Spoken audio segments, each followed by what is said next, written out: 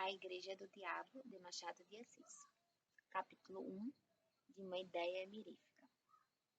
Conta um velho manuscrito beneditino que o diabo, em certo dia, teve a ideia de fundar uma igreja.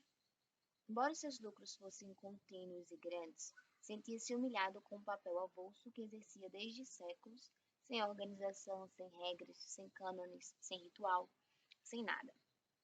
Vivia, por assim dizer, dos remanescentes divinos, dos descuidos e obséquios humanos. Nada fixo, nada regular. Por que não teria ele a sua igreja?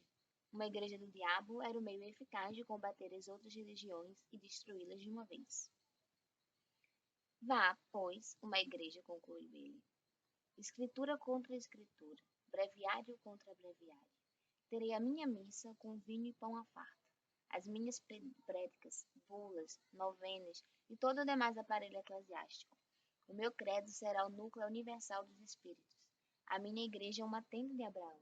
E depois, enquanto as outras religiões se combatem e se dividem, a minha igreja será única.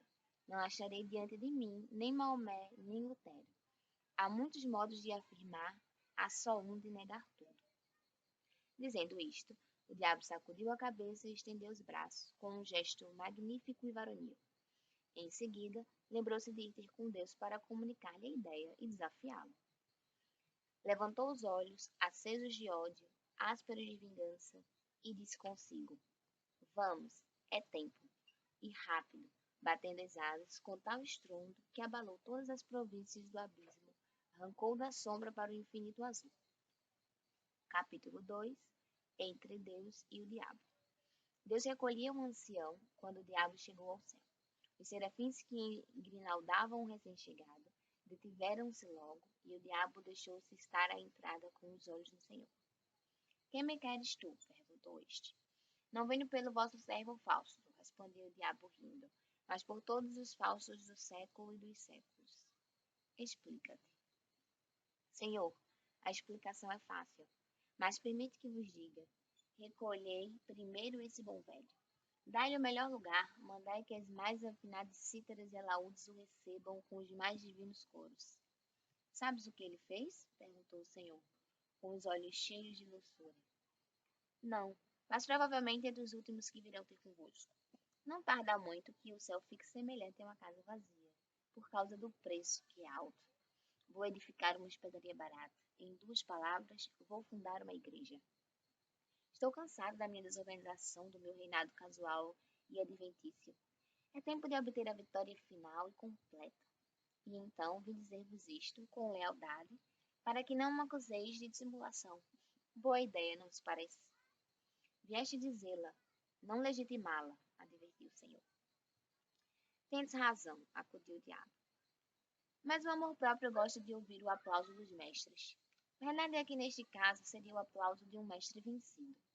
E um tal exigência. Senhor, deixo a terra. Vou lançar a minha pedra fundamental. Vai. Quereis que venha anunciar-vos o remate da obra? Não é preciso. Basta que me digas desde já por que motivo, cansado, atônito da tua desorganização, só agora pensastes em fundar uma igreja. O diabo sorriu com certo ar de escárnio e triunfo. Tinha alguma ideia cruel no espírito, algum reparo picante no alforje da memória, qualquer coisa que, neste breve instante de eternidade, o fazia crer superior ao próprio Deus. Mas recolheu o riso e disse: Só agora concluí uma observação, começada desde alguns séculos, e é que as virtudes, filhos do céu, são em grande número comparáveis a rainhas, cujo manto de veludo rematasse em franjas de algodão. Ora, eu proponho-me a puxá-las por essa franja e trazê-las todas para a minha igreja. Através delas virão as de seda pura. Velho retórico, murmurou o Senhor. Olha aí bem, muitos corpos que ajoelham aos vossos pés, nos templos do mundo, trazem as anquinhas da sala e da rua. Os rostos tingem-se do mesmo pó, os lençóis cheiram os mesmos cheiros, as pupilas centelham de curiosidade e devoção entre o livro santo e o bigode do pecado. Vede o ardor, a indiferença, ao menos, com que esse cavalheiro põe em letras públicas os benefícios que liberalmente espalha, ou sejam roupas ou votos, ou moedas, ou quaisquer dessas matérias necessárias à vida. Mas não quero parecer que me detenho em coisas miúdas. Não falo, por exemplo, da placidez com que este juiz de irmandade, nas procissões, carrega piedosamente ao peito o vosso amor e uma comenda voa a negócios mais altos. Nisto os serafins agitaram as asas pesadas de festio e sono. Miguel e Gabriel fitaram no Senhor um olhar de súplica. Deus interrompeu o diabo. Tu és vulgar, que o pior que pode acontecer a um espírito da tua espécie, replicou-lhe o Senhor. Tudo o que dizes ou digas está dito e redito pelos moralistas do mundo. É um assunto gasto, e se não tens força nem originalidade para renovar um assunto gasto, melhor é que te cases e te retires. Olha, todas as minhas legiões mostram no rosto os sinais vivos do tédio que lhes dás. Esse mesmo ancião parece enjoado. Sabes tu o que ele fez? Já vos disse que não. Depois de uma vida honesta, teve uma morte sublime. Colhido em um naufrágio, ia salvar-se numa tábua, mas viu um casal de noivos na flor da vida que se debatiam já com a morte. Deu-lhes a tábua de salvação e mergulhou na eternidade. Nenhum público, a água e o céu por cima. Onde achas aí a franja de algodão? Senhor, eu sou, como sabes, o espírito que nega. Negas esta morte? Nego tudo. A misantropia pode tomar aspecto de caridade. Deixar a vida aos outros para um misântropo é realmente aborrecer-os. Retórico e sutil, exclamou o Senhor. Vai, funda a tua igreja, chama todas as virtudes, recolhe todas as franjas, convoca todos os homens. Mas vai. Debalde, o diabo tentou proferir alguma coisa mais. Deus impusera-lhe silêncio. Os serafins, a um sinal divino, encheram o céu com as harmonias de seus cânticos. O diabo sentiu de repente que se achava no ar, dobrou as asas e, como um raio, caiu na terra. Capítulo 3. A Boa Nova aos Homens. Uma vez na terra, o diabo não perdeu um minuto. Deu-se pressa em enfiar a coluna beneditina como hábito de boa fama e entrou a espalhar uma doutrina nova e extraordinária. Com uma voz que reboava nas entranhas do século, ele prometia aos seus discípulos e fiéis delícias da terra todas as glórias e os deleites mais íntimos. Confessava que era o diabo, mas confessava-o para identificar a noção que os homens tinham dele e desmentir as histórias que a seu respeito contavam as velhas beatas. Sim, sou o diabo, repetia ele. Mas não o diabo das noites sulfúreas, dos contos soníferos, terror das crianças, mas o diabo verdadeiro e único, o próprio gênio da natureza. Aqui se deu aquele nome para arredá-lo do coração dos homens. Vede-me gentil e airoso. Sou o vosso verdadeiro pai. Vamos lá, tomai daquele nome, inventado para meu desdouro, fazei dele um troféu e um lábaro, e eu vos darei tudo. Era assim que falava, a princípio, para excitar o entusiasmo, despertar os indiferentes, congregar em suma as multidões ao pé de si. E elas vieram, e logo que vieram, o diabo passou a definir a doutrina. A doutrina era que podia ser na boca de um espírito de negação. Isso quanto à substância, porque, acerca da forma, era umas vezes sutil, outras cínica e deslavada. Clamava ele que as virtudes aceitas deviam ser substituídas por outras, que eram as naturais e legítimas. A soberba, a luxúria, a preguiça foram reabilitadas, e assim também a avareza, que declarou não ser mais do que a mãe da economia, com a diferença que a mãe era robusta e a filha uma esgalgada. A ira tinha a melhor defesa na existência de Homero. Sem o furor de Aquiles não haveria Ilíada. Musa, canta a cólera de Aquiles, filho de Peleu. O mesmo disse da gula, que produziu as melhores páginas de Rabelais, e muitos bons versos de Sope. Virtude tão superior que ninguém se lembra das batalhas de luta, mas das suas 6. Foi a gula que realmente fez mortal. Mas ainda pondo de lado essas razões de ordem literária ou histórica, para só mostrar o valor intrínseco daquela virtude. Quem negaria que era muito melhor sentir na boca e no ventre os bons manjares, em grande cópia, do que os maus bocados, ou a saliva do jejum?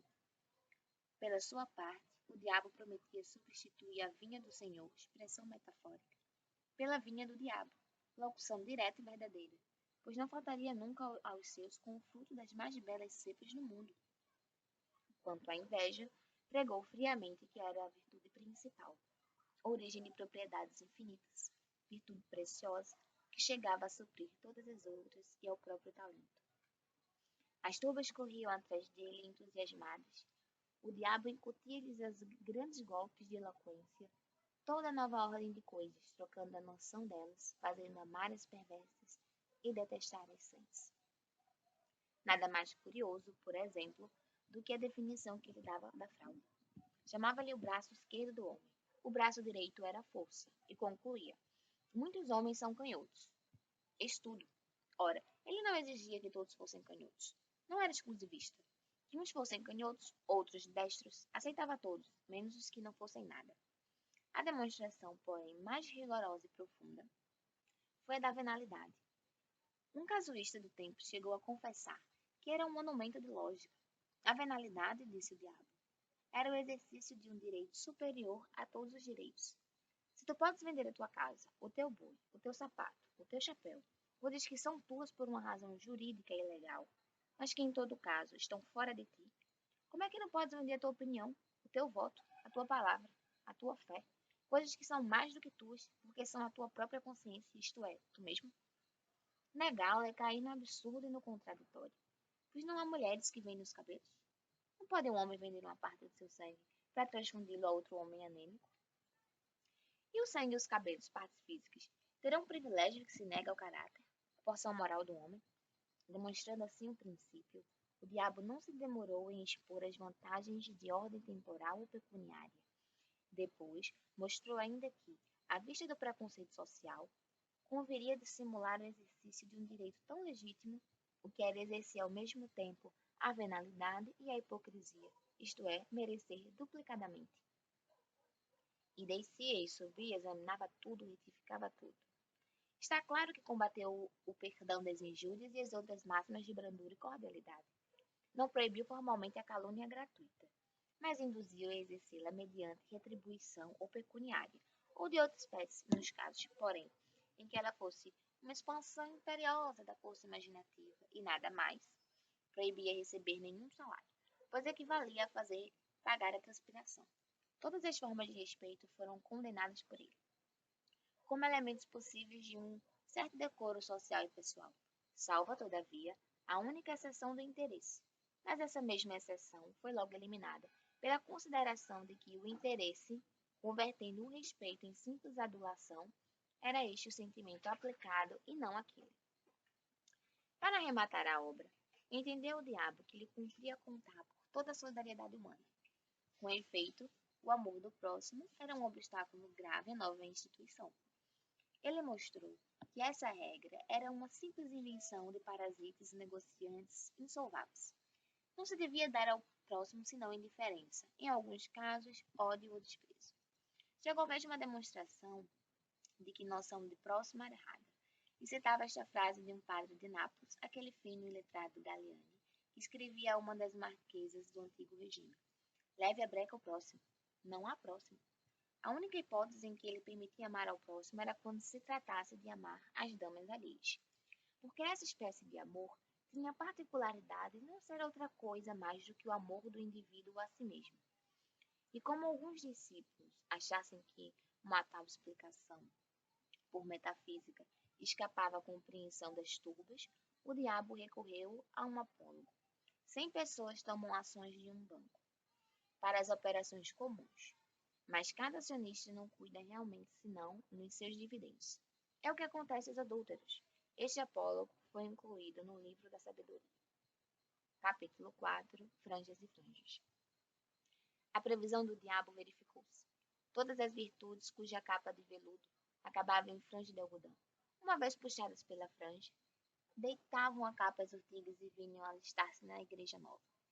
Atrás foram chegando as outras, e a tempo abençoou a instituição. A igreja fundara-se, a doutrina propagava-se. Não havia uma região do globo que não o conhecesse, sua língua que não a traduzisse, uma raça que não a amasse. O diabo alçou brados de triunfo. Um dia, porém, longos anos depois, notou o diabo que muitos de seus fiéis, às escondidas, praticavam as antigas virtudes. Não as praticavam todas, nem integralmente, mas algumas por partes e, como digo, as ocultas. Certos glutões recolhiam-se a comer frugalmente 3 ou 4 vezes por ano, justamente em dias de preceito católico, Muitos árvores davam esmolas à noite ou nas ruas mal povoadas. Vários dilapidadores do erário restituíam-lhe pequenas quantias. Os fraudulentos falavam, uma ou outra vez, com o coração nas mãos, mas com os mesmos rostos dissimulados, para fazer crer que estavam embaçando os outros. A descoberta assombrou o diabo. Meteu-se a conhecer mais diretamente o mal e viu que lavrava muito. Alguns casos eram até incompreensíveis, como o de uma droguista do Levante que envenenara longamente uma geração inteira e, com o produto das drogas, socorria os filhos das vítimas. No Cairo, achou um perfeito ladrão de camelos, que tapava a cara para ir às mesquitas. O diabo deu com ele a entrada de uma, lançou-lhe em um rosto o procedimento. Ele negou, dizendo que ia ali roubar o camelo de um drogomano. Roubou, com efeito, à vista do diabo e foi dá-lo de presente a um exímio, que rezou por ele a Alá. O manuscrito beneditino cita muitas outras descobertas extraordinárias, entre elas esta, que desorientou completamente o diabo.